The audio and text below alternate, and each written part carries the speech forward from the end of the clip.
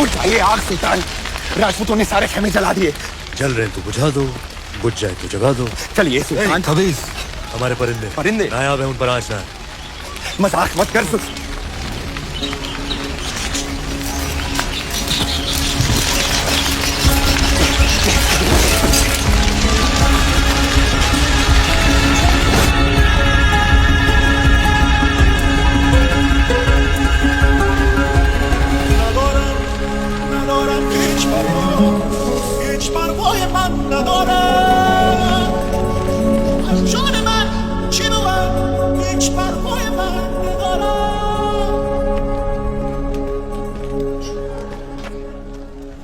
खिलजियों का परचम बुलंद रहे।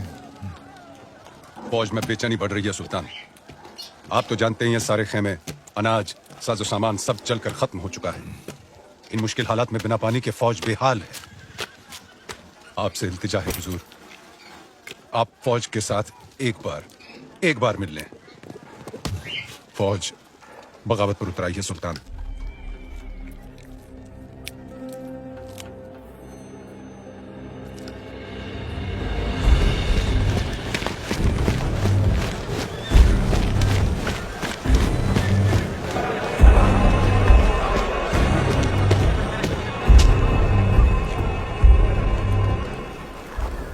जो कोई भी वापस जाना चाहता है आए, अपने सुल्तान को इज्जत बख्शे, गले लगाए और चला जाए वापस दिल्ली।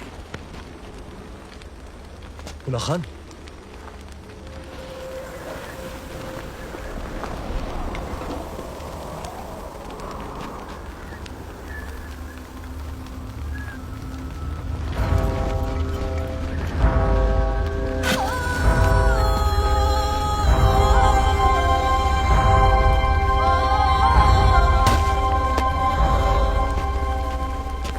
हम खिलजियों ने साथ मिलकर एक ख्वाब देखा था कि एक दिन हमारा परचम सारे जहां पर लहराएगा।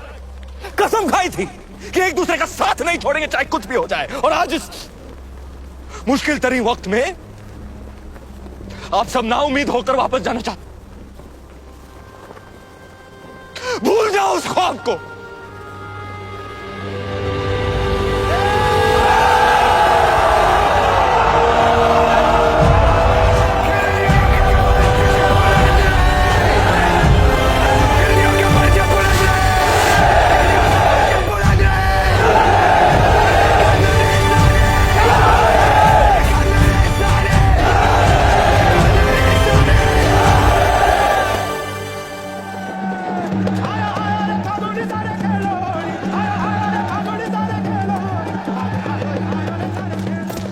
हुकुम, होली री बधाई। आपने भी गोरा सिंह जी, आपने भी। अभी अभी भंडारे से होकर आ रहे हैं। अब कुछ ही दिनों का अनाज बाकी है। पर ये बात आपके और हमारे बीच ही रहनी चाहिए, हमारे लोगों तक कभी ना पहुंचे। पर अब हमारी मुश्किलें बढ़ती जा रही हैं हुकुम। मुश्किलें तो दुश्मन के लिए भी बढ़ेंगी। जब आसमान आग बरसाएगा, अलाउद्दीन पिघलेगा। बस कुछ ही दिनों की बात है। आप जाए होली खेलें, हम भी छोटी रानी साहब को उनकी पहली होली की बधाई देकर आते हैं। सच्चाई को अनदेखा ना करें हुकुम, बात चिंता रही है।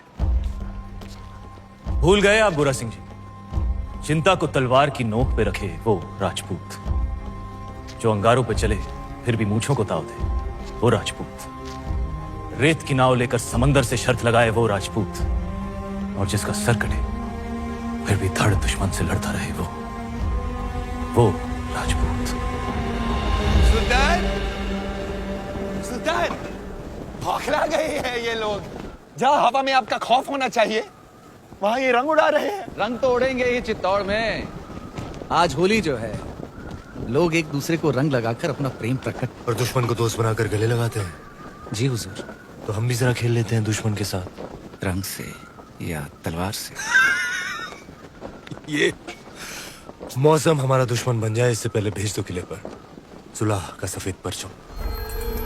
चित्तौड़ से सुलह? चेहरे से रंग क्यों उड़ गया ब्रह्मचारी? बिल्कुल नहीं, हम आज ही ये संदेश। तुम नहीं जाओगे, मलिक कफूर जाएगा। जी आज होली है, कोई हमें भी रंग दो।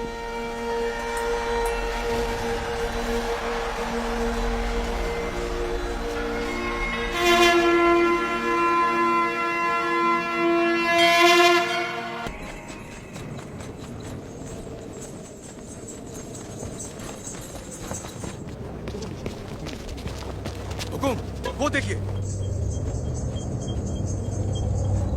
आप कहें तो सिंह गिरा दे बाबूजी को।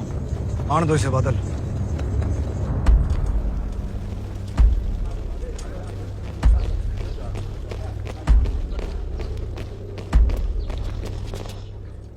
ये मलिक कफूर है हुकुम, अलाउद्दीन रो खास, उसकी बेगम ही समझिए। महारावल रतन सिंह को सुल्तान हिंद का सलाम। समझ चुके हैं हम मेवात की मगरूर राजपूतों के ना सर झुकते हैं ना तलवारें। हम आपके बुलंद हौसले की दाद देते हैं और आपकी तरफ दोस्ती का हाथ बढ़ाते हैं। दिल्ली वापस लौटने से पहले एक बार आपकी चित्तौड़ की मेहमान नवाजी से रूबरू होना चाहते हैं। हम उम्मीद करते हैं आप हमारे सुलह के पैगाम को कबूल फरमाएंगे। हम अलाउद्दीन से जरूर मिलेंगे, मरहबा, सुल्तान बहुत खुश होंगे। पर मिलने से पहले हमारी कुछ शर्तें हैं। शर्त मंजूर है। पहले शर्तें सुन तो लो।